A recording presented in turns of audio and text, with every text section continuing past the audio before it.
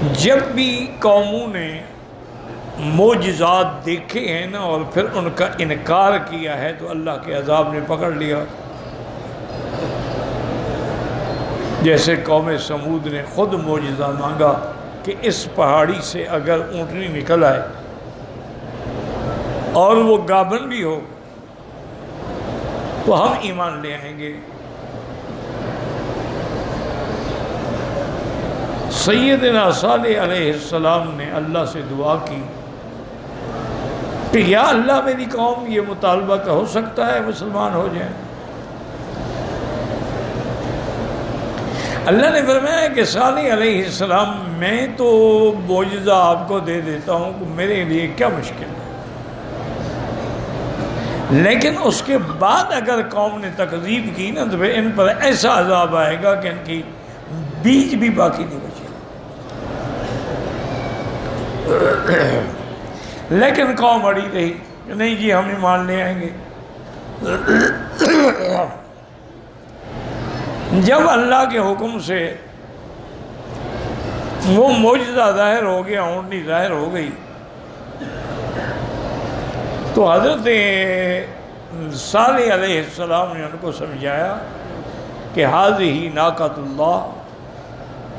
ویسے تو ہر اونٹنی اللہ کی ہے نا، لیکن یہ اللہ کے حکم سے پیدا ہوئی ہے نا، یہ کسی اونٹنی کے پیٹ میں تو نہیں تھی، یہ تو پتھر سے نکلی ہے،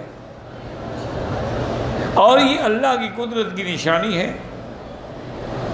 اب نظام یہ ہے کہ لہا شرب ولکم شرب یوم معلوم، ایک دن وہ پانی پیے گی، تم لوگ اس کا دودھ پیتے رہنا،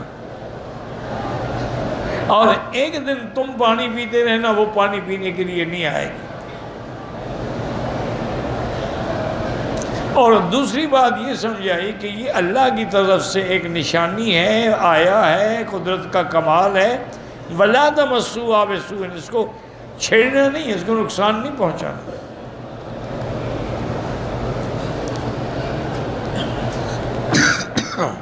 اگر تم چھیڑو گے تو پھر اللہ کا عذاب پکڑ لے. چند دن تو بڑے خوش رہے قوم کہ جی سارا دن ہمیں دودھ ملتا ہے اور ساری بستی والوں کو ملتا ہے، اتنا دودھ دیتی تھی وہ. چند دنوں کے بعد کہنے لگے بھئی یہ بڑا مسئلہ ہے کہ ہم ایک دن پانی پیئیں ہی نہ. حالانکہ یہ بھی بہانہ تھا، پانی بھر کے رکھ لو، لیکن مقصد تو اعتراض تھا نا. جب آدمی نے اعتراض کرنا ہو نا جی، پھر تو کسی شکل میں بھی کر سکتا ہے.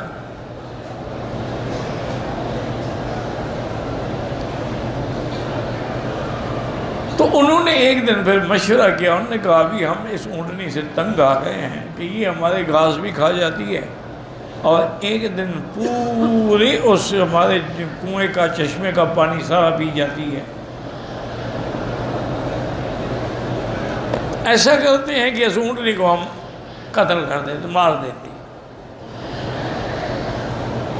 انہوں نے مشورہ کیا، اور ان میں سے ایک ان کا آدمی تھا جو بڑا بہادر تھا، بڑا شقی بھی تھا، قدار ابن سالف اس کا نام تھا. اس کو بلایا اور کہا کہ بھی اونٹنی نے ہمیں تنگ کر دیا ہے، اس سے ہماری جان چھڑاؤ. انہوں نے کہا ٹھیک ہے. تو وہ اپنے چند آدمیوں کو لے کر اونٹنی کے راستے میں بیٹھ گیا. جب اونٹنی وہاں سے گزری تو اس ظالم نے تلوار سے اونٹنی کی کونچیں جو تھیں نا وہ کاٹ ڈالی. ایک تو اونٹنی گر گئی، اور دوسرا اونٹنی اتنی بلند آواز نکالی کہ حضرت صالح نے سنا، وہ بھی گھبرا گئے. وہ آئے، انہوں نے کہا یہ کیا کیا تم لوگوں نے؟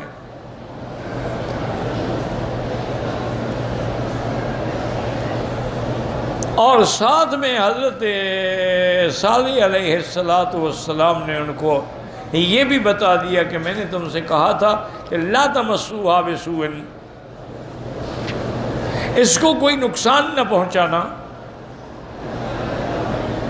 لیکن تم لوگوں نے کفر کیا، ظلم کیا، اب تمتعوا فی دارکم ثلاثۃ ایام، 3 دن کی تمہیں مہلت ہے، یہ اللہ کا وعدہ ہے، 3 دن کے بعد عذاب آ جائے۔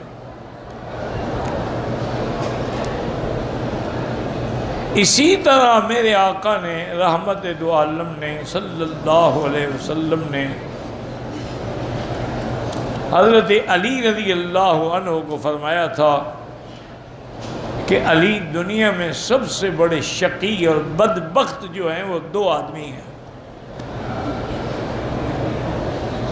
ایک تو بدبخت وہ ہے جس نے حضرت صالح علیہ السلام کی اونٹنی کو قتل کیا تھا، قدار ابن صالح، اشقل قوم، اپنی قوم کا سب سے بڑا بدبخت۔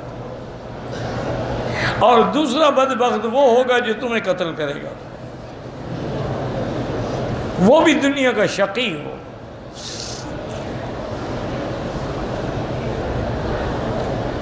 اب 3 دن کی جب مہلت دی تھی، اب جب جیسے ہی 3 دن پورے ہوئے تو اللہ کے عذاب نے پکڑ لیا۔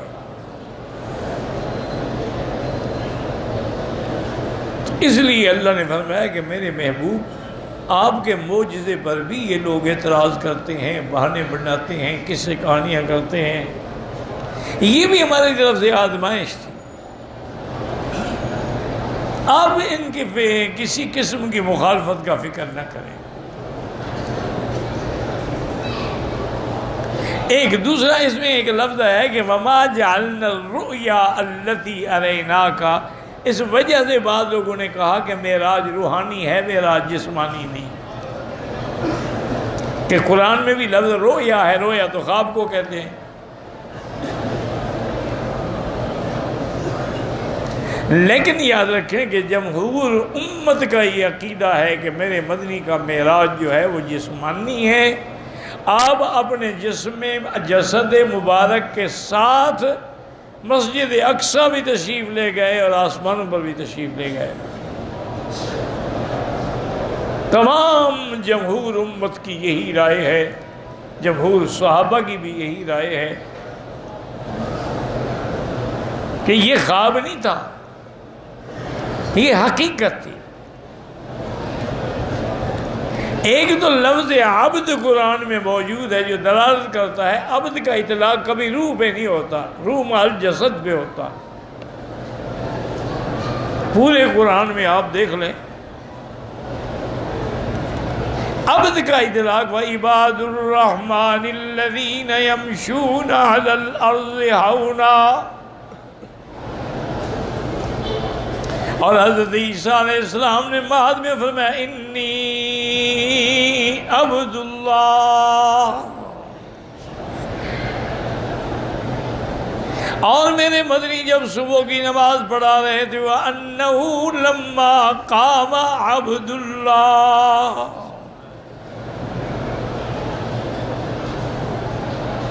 تو لفظ عبد کا اطلاق کبھی روح پر نہیں ہوتا، یاد رکھو،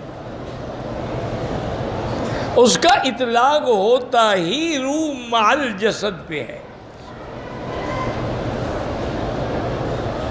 تو ایک تو لفظ رؤیا جو آ گیا، یہ قرآن پاک کا ایک انداز ہے کہ میرے پروردگار عالم کبھی کبھی ایسے کلمات استعمال کرتے ہیں جو متشابہات میں ہوتے ہیں، کہ اب مومن تو دوسری آیتوں کو سامنے رکھ کے مانتے ہیں، اور جن کے دلوں میں کھوٹ ہوتا ہے وہ اس سے پھر نعوذ باللہ راستے سے ہٹ جاتے ہیں۔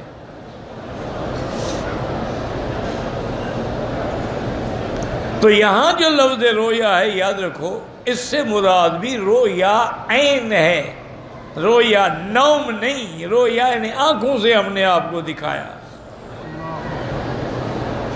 حضور پاک نے جنت دیکھی، جہنم دیکھی، آسمانوں پہ گئے، انبیاء سے ملے، نمازیں فرض ہوئیں، تو یہ سارا روحانی مسئلہ نہیں تھا، یہ باقاعدہ جسم بھی ساتھ ہے، جسمانی مسئلہ۔ اور دوسرا قرآن میں آ گیا کہ کافروں کو جہنم میں کیا ملے گا؟ شجرۃ الزقوم، طعام الاسیم۔ شجرۃ الزقوم کو کہتے ہیں تھوہر کا درخت، جس کے بڑے ہی کانٹے ہوتے ہیں، اور ایسا وہ کانٹے دار بھی اور کڑوا ہوتا ہے کہ جانور بھی نہیں کھاتے۔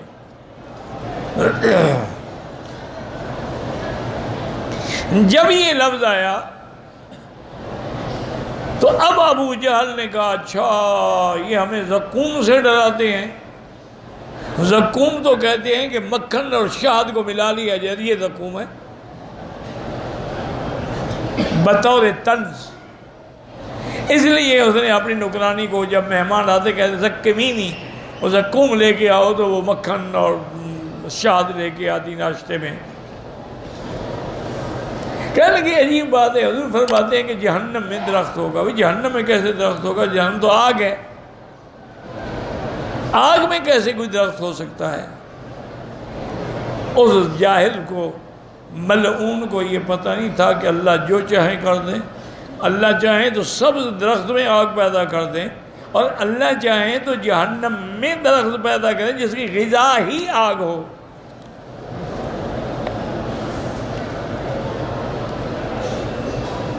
اس لیے اللہ تبارک و تعالی نے ان آیات مبارکہ میں ان دو چیزوں کا ذکر فرمایا ہے،